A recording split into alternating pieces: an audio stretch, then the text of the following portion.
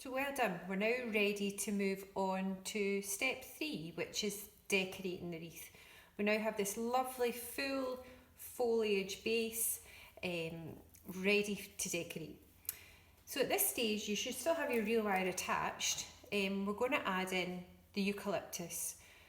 The reason we're doing it at this stage after the foliage is made is just that it kind of makes it, you can see where to add it in, where to add those pops of eucalyptus. So I've cut up my couple of stems, and what I'm going to do is I'm going to just see where it looks nice. So I'm going to say, for instance, add it in here. Using the same wrapping technique, I'm going to secure it in to the foliage by again wrapping round. Just making sure, and because it's got quite a sturdy stem on it, it actually kind of pokes into the moss as well. Okay, and what I would do is just work all my way around adding this foliage in. If you're using the rustic kit, keep your real wire attached still. And what I would do is, again, look at the different items that you have and lay them out onto your foliage wreath base and see where you would like to place them. So for instance, that going in there, your bunny tails around here, just a nice flow of movement. Work out what looks right and what you feel looks good. So again, to attach these in, you can poke them in slightly into the moss and wrap your real wire around. Okay. So once you've added on the dried elements, if you're doing the rustic kit, then you're ready to take the real wire off, because the other elements that we're going to add in are going to be put in through wires, like individual wires, the green ones that we had before. So for both the traditional and rustic kits, now what we're going to do is we're going to remove the real wire. So we'll turn our wreath over and we'll cut a generous length of the attached real wire off, and we'll almost sew it into the back of your moss, just to give a nice bit of security, because everything's attached onto that. Okay, and that's all neatly attached into the back of the wreath ring. See how that is? There's no wires poking out or anything because you've been wrapping and wrapping and wrapping. Okay, we'll clear a wee space.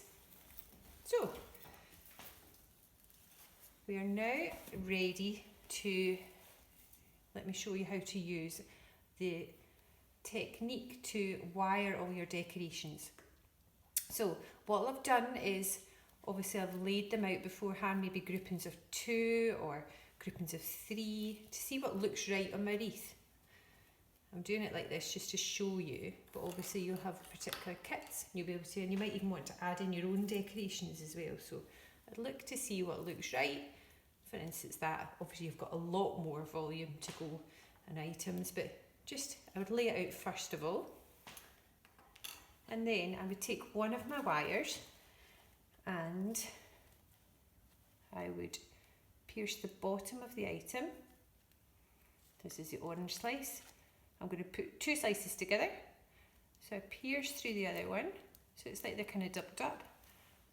I pull it down into the middle, pull it into the middle, and then I bring the wires down, and then I twist it. So that's securing the item. Do you have done that? So I'll show you how to, so I've got that all wired, and I'll show you how to do other items. So for instance, the apple slices, I'm going to, again, pierce the bottom of this apple slice, the next one with the wire, and the next one. So it's going right into the middle, go to the middle of the wire, and then bend it right down and twist. Okay, so it's created a nice wee bundle. Okay, and for the cinnamon sticks, what I'm going to do is I like to bundle these up together as well. I'm going to wrap them with a piece of the twine that I've provided. and I'm going to tie it in the middle of almost like a bundle. Now this is just ideas, it's really up to your own personal taste, what you fancy, how many bits of decoration you would like, and as I say, you can add on different ones. So see how I've made that a cute wee bundle? And I'm going to use a wire at the back of it, again using the same technique, into the middle. So half the wire roughly, catch it and then twist it round. Okay, so I'm building up a nice wee bundle of items that can be put into my wreath. The lemons are a wee bit different because they're quite big. So find the groove on the lemon and move it right round. So see how the wire's following the groove round. Twist underneath. But because the wire's not that long, I'm going to add in an extra bit of wire. Because these wires are going to go right in to your foliage base and come out the back of the moss. So it needs to be a bit longer. So I've added another wire in underneath. Okay, so that's like a double wire. And finally, the pine cone. Again, the pine cone we're going to capture, use the natural material. I'm going to take another wire, capture around the bottom of it, twist, and again, saving a nice long bit there. So, I shall show you how to attach these in. So we've got our nice wired pieces and you've kind of roughly laid them out the way you would like them to be laid out. What we need to do is now attach them in securely, because these have got to last well if they're going to be on your front door. So say I want to put this pine cone here. What I'm going to do is push the wire into the base.